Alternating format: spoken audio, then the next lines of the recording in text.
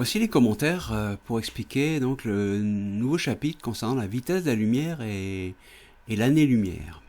Alors là, vous avez sur la photo une image d'un rayon laser qui est envoyé dans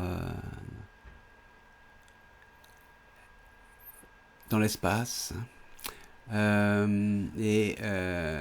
Ce rayon laser, il évoque en fait une expérience qui a permis de mesurer la distance entre la Terre et la Lune, c'est-à-dire avec le reflet sur la Lune de ce rayon laser et la mesure du temps qu'il faut à la lumière pour aller et revenir. Non voilà. Alors pour ce travail-là, il faut avoir quelques connaissances. Donc la première connaissance, c'est la vitesse de la lumière, qu'on appelle aussi la célérité de la lumière. Donc la lumière, elle se déplace à très grande vitesse. Chaque seconde, la lumière parcourt environ 300 000 km. Si on compare ça autour de la Terre, qui fait environ 40 000 km, ça veut dire qu'à chaque seconde, la lumière environ pourrait faire 7 fois le tour de la Terre. Donc une chose à retenir déjà, c'est que quand on voit un objet, eh bien, quand on voit quelque chose, c'est pas instantané. Il faut bien un petit temps. Alors bien sûr, à l'échelle terrestre, ce temps est faible. Quand on voit quelque chose qui est à proximité, ça va très très vite, c'est quasiment instantané. Mais sur des grandes distances, ça n'est pas instantané. Alors pour réussir à travailler avec la vitesse de la lumière, il y a une chose qu'il faut être capable de faire, c'est de calculer une vitesse. Et ici, on apprend que la vitesse, c'est un calcul où vous allez diviser la distance par la durée. La distance parcourue divisée par la durée. C'est ça, donc la vitesse. On va l'écrire ici. Vitesse égale distance divisée par durée. Voilà. Alors après, il faut faire bien attention aux unités. Par exemple, si la distance est en mètres et la durée en secondes, eh bien ça nous donnera une vitesse en mètres par seconde. Si la distance est en kilomètres et la durée en secondes, ça nous donnera une vitesse en kilomètres par seconde. Et enfin, si la distance est en kilomètres et la durée en heures, ça nous donnera une vitesse en kilomètres par heure.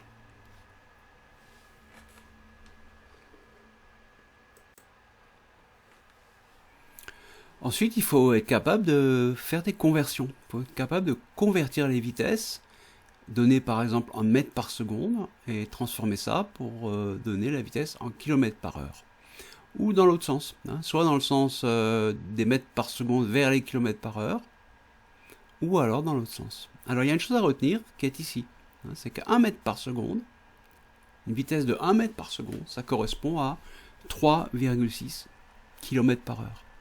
Si vous parcourez 1 mètre chaque seconde, ça vous fera en une heure 3,6 km. Donc ça, c'est une formule à retenir parce que c'est cette formule-là qui va nous permettre de faire les conversions. Par exemple, si vous avez une vitesse en km par heure, eh bien, pour trouver la vitesse en mètres par seconde, vous voyez, comme 1 mètre par seconde, ça fait 3,6 km par heure, mais il va falloir diviser, ici, vous voyez, diviser par 3,6 pour trouver, une fois qu'on a la vitesse en km par heure, eh bien pour la trouver en mètres par seconde. On va diviser par 3,6. Et dans l'autre sens, si on a la vitesse en mètres par seconde, 1 mètre par seconde, eh bien pour trouver la vitesse en km par heure, on va multiplier par 3,6. Donc dès que vous avez une vitesse en mètres par seconde, vous multipliez par 3,6 pour trouver la vitesse en km par heure.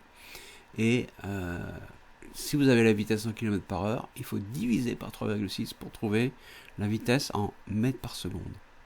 Alors ici, vous avez l'explication de 3,6. Pourquoi c'est 3,6 ? Vous voyez que si on veut faire le calcul, on a dans une heure, il y a 60 minutes.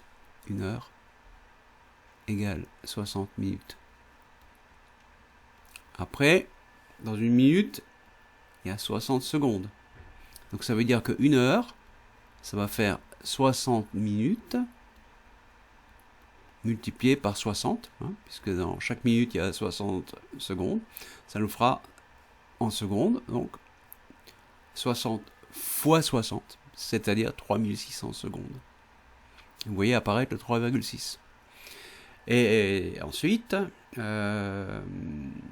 si c'est des mètres par seconde, hein, qu'on veut, eh bien, pour trouver en kilomètres, il faudra diviser par 1000, hein, parce que là, on a une vitesse, disons, si on part de 1 mètre par seconde, vous voyez qu'en 3600 secondes, on va faire 3600 mètres, hein, 3600 fois plus, hein, en 3600 secondes. Donc dans 1 heure, on va faire 3600 mètres. Et comme 3600 mètres, ça fait 3,6 km, ça nous fera 3,6 km par heure. Donc on retrouve ici le nombre 3,6 qu'il faut utiliser pour convertir, hein, une vitesse qui est donnée en mètres par seconde en kilomètres par heure. Et dans l'autre sens, bien sûr, on va diviser.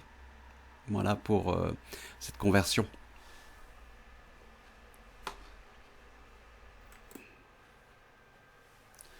On va voir maintenant un exemple de calcul de vitesse en prenant donc Usain Bolt, qui était le coureur le plus rapide très longtemps, coureur à pied sur 100 mètres. Et donc lors d'un de ses records, il a parcouru 100 mètres en 9 secondes et 58 centièmes de seconde. Et donc notre projet là, c'est de calculer sa vitesse. Sa vitesse d'abord en mètres par seconde, puis après en kilomètres par heure. Donc on va regarder comment on peut faire ce calcul. Bon, alors à partir des informations qu'on a, on écrit que la vitesse en mètres par seconde, hein, on pense toujours à marquer les unités. Ça va être la distance en mètres divisé par la durée, hein, qui est en secondes. Bon, puis après, il faut remplacer. Alors, la distance en mètres, c'est 100 mètres. Voilà. Et la durée, donc, c'était 9 secondes et 58 centièmes. C'est-à-dire 9,58 secondes. 9 secondes et 58 centièmes, ça fait ça. Après, on fait un calcul et on trouve environ 10,4 mètres par seconde. Ça veut dire qu'à chaque seconde, Usain Bolt parcourt plus de 10 mètres. Hein. C'est assez impressionnant. Hein. Alors après, pour trouver en kilomètres par heure, on se rappelle que 1 mètre par seconde, ça fait 3,6 km par heure. Hein. Donc pour passer des mètres par seconde au kilomètre par heure, il faut multiplier par 3,6. Hein. C'est fois 3,6. Voilà. Fois 3,6. Hein. Donc on fait le calcul ici. 10, au départ c'était 44. Hein. On va garder un chiffre de plus pour... donc 10,44 mètres par seconde fois 3,6. Et ça nous donne environ 37,6, presque 40 km par heure. Voilà la vitesse donc atteinte par Usain Bolt. Alors ce qui est important quand on fait des calculs, on verra juste après, hein, c'est qu'il faut exprimer toujours les heures. Hein. Il s'agit d'heures en valeur décimale. On va voir ce que c'est dans un instant.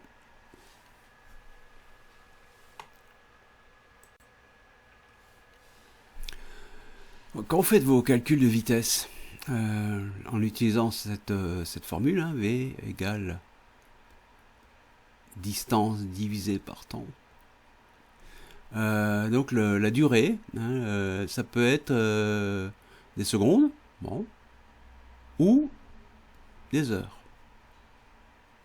Et lorsque c'est des heures, il faut que ces heures soit exprimé en valeur décimale. Alors, valeur décimale, ça veut dire avec un nombre à virgule. Donc, il faut qu'il y ait des virgules. Il ne faut pas garder ça avec des minutes, par exemple. Alors, vous voyez ici, si on a une demi-heure en minutes, c'est facile, ça fait, on le sait, ça fait 30 minutes. Et vous remarquez que pour savoir quelle fraction d'heure à quelle fraction d'heure correspond une demi-heure, eh bien on va diviser 30 par 60. 30 minutes, la durée qui correspond à une demi-heure, divisée par la durée d'une heure. Et si on divise 30 par 60, ça fait 0,5. On divise 30 par 60, ça fait 0,5. Donc finalement, 30 minutes, ça fait 0,5 heures. Voilà. Et ça fonctionne tout le temps. Par exemple, si vous avez un quart d'heure, ça fait 15 minutes. Pour trouver en heure, en valeur décimale d'heure, vous allez diviser 15 par 60. On va toujours diviser par 60. Là, on trouve 0,25 heures. 15 divisé 15 minutes, divisé par 60 minutes, ça nous fera 0,25. C'est-à-dire un quart d'heure, 0,25 heures. Alors si jamais on a plus de minutes, par exemple 125 minutes, eh bien on a 125 minutes, c'est 2 heures et 5 minutes. On va, pour trouver en heure, on va diviser le nombre de minutes, 125, par le nombre de minutes d'une heure, 60, et on trouve à peu près 2,08 heures. À chaque fois, on arrive à exprimer, à calculer la durée en valeur décimale, avec virgule. Encore un autre exemple, 53 minutes par exemple. Ça fait combien d'heures en valeur décimale? On divise par 60. Toujours penser à diviser par 60. Et là, on trouve 0,88 heures. Pensez à diviser par 60. Les minutes que vous avez, vous les divisez par 60 et vous trouvez le nombre d'heures en valeur décimale. Bon, dans l'autre sens, c'est plus facile. Par exemple, si on dit, tiens, il y a 3,9 heures. C'est pas 3 heures et 80 minutes, c'est 3,9 heures. Bon, ben, on a 3 heures déjà. Alors, 3 heures multiplié par 60 minutes. 3 heures fois 60, ça fait 180 minutes. Ça, c'est pour les 3 heures. Et maintenant, les 0,9 heures, ça fait combien de minutes? Eh ben, on multiplie 60 minutes, les 60 minutes qui constituent une heure, par 0,9, et on trouve 54 minutes. Et ensuite, on peut additionner ces deux choses-là pour l'avoir en minutes, ou on peut l'écrire sous forme de 3 heures et 54 minutes. Voilà. Voilà un petit peu ce qu'il faut savoir faire avec les calculs d'heures. Donc c'est des choses que vous apprenez aussi en maths. Mais dès qu'on a besoin de calculer des vitesses, on a vraiment besoin d'être à l'aise avec ça. Donc on va devoir s'entraîner un petit peu dans les exercices. Alors oui, ça prend un petit peu la tête, tous ces calculs, mais avec un peu d'entraînement, en faisant ça tranquillement, un peu de méthode, on y arrive. Alors la deuxième partie de la leçon, c'est sur l'année-lumière. Alors là, qu'est-ce que c'est que l'année-lumière? Quand on voit ça écrit comme ça, avec année, on peut se dire, tiens, ça c'est une durée. Une année, c'est une durée. Pense à ça, tiens, année-lumière, c'est une durée. Ben non, c'est pas une durée. Une année-lumière, c'est une distance. Donc ça, c'est déjà une chose à retenir. C'est que l'année-lumière, c'est pas du tout une durée. C'est une distance. Mais quelle distance? Bien, c'est celle qui est parcourue par la lumière pendant 1 an. Effectivement, la lumière, pendant 1 an, elle va parcourir une très grande distance. Ça va être des milliards de kilomètres. Et alors, à un moment, quand on aura besoin de pouvoir travailler avec des distances dans l'univers, entre les étoiles, entre les planètes, eh bien, on aura besoin d'une très grande unité de distance. Parce que sinon, on aura des nombres énormes, des milliards et des milliards avec plein de zéros. Bon, Donc pour tout ce qui est astronomique, on va utiliser une unité qui s'appelle l'année-lumière. Hein.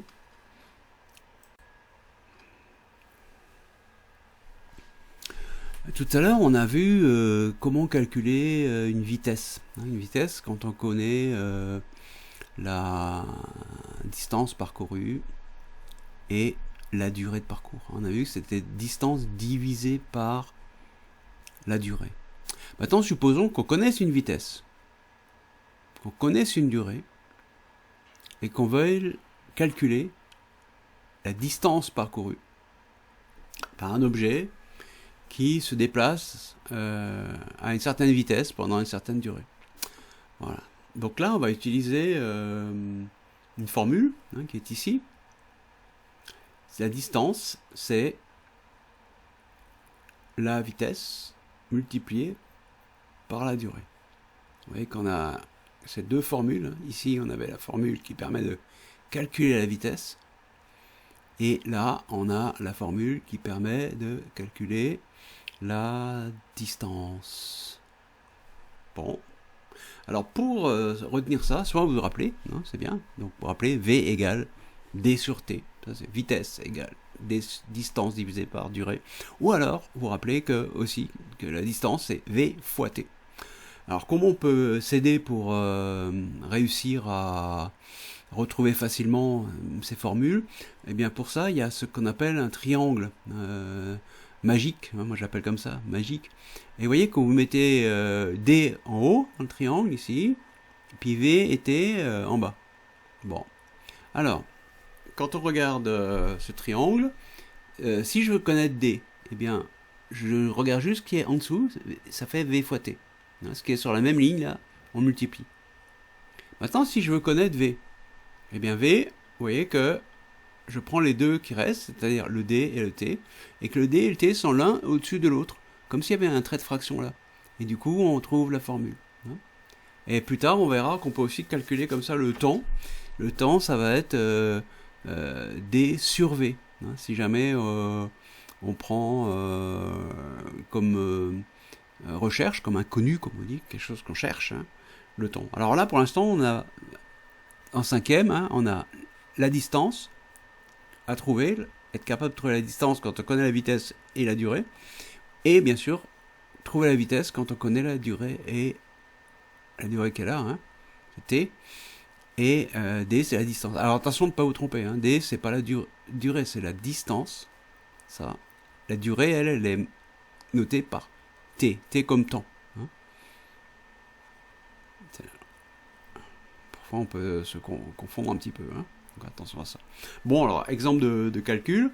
Par exemple, si on veut connaître la distance parcourue par la lumière en une année, hein, ça en bas, là, bon, ben, on va appliquer cette formule-là, celle qui est là. Hein. D égale V fois T. Donc D égale V fois T.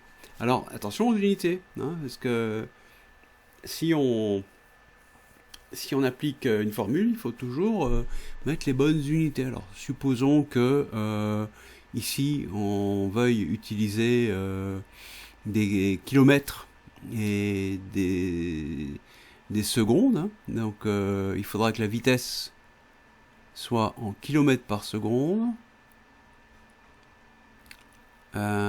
Et la durée, dans ce cas, en secondes. Hein, et ça nous donnerait la distance en kilomètres. Voilà. Alors après, il faut remplacer. Hein. Donc la vitesse de la lumière en kilomètres par seconde, c'est 300 000.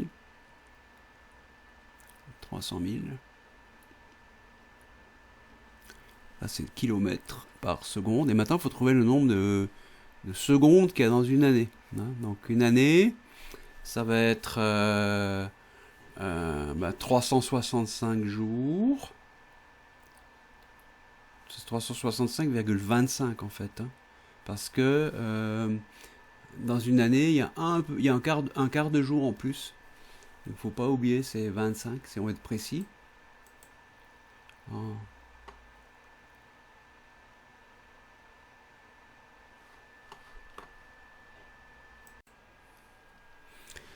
Alors on va calculer donc la durée en secondes qui correspond à une année.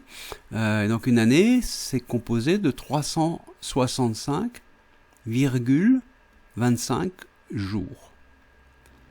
En effet, il y a un quart de jour en plus chaque année pour former une année. C'est pour ça qu'il y a les années bissextiles pour rattraper les quarts de jour tous les 4 ans. Il faut un jour de plus.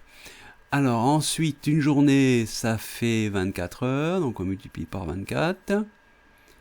Une heure, ça nous fait 60 minutes, donc on multiplie encore par 60. Et une minute, ça nous fait 60 secondes, donc on multiplie encore par 60. Et en faisant donc ce calcul de 365,25 fois 24 fois 60 fois 60, on trouve ce que j'ai mis sur le côté là, 31 557 600 secondes, qu'il faut donc multiplier par les 300 000 kilomètres. Et quand on fait le calcul, on va trouver ça, 9 000 à peu près, 9 000 milliards de kilomètres. Voilà la distance qui correspond à une année-lumière. Donc c'est un gros calcul à faire, mais on peut parvenir à le faire, ce calcul.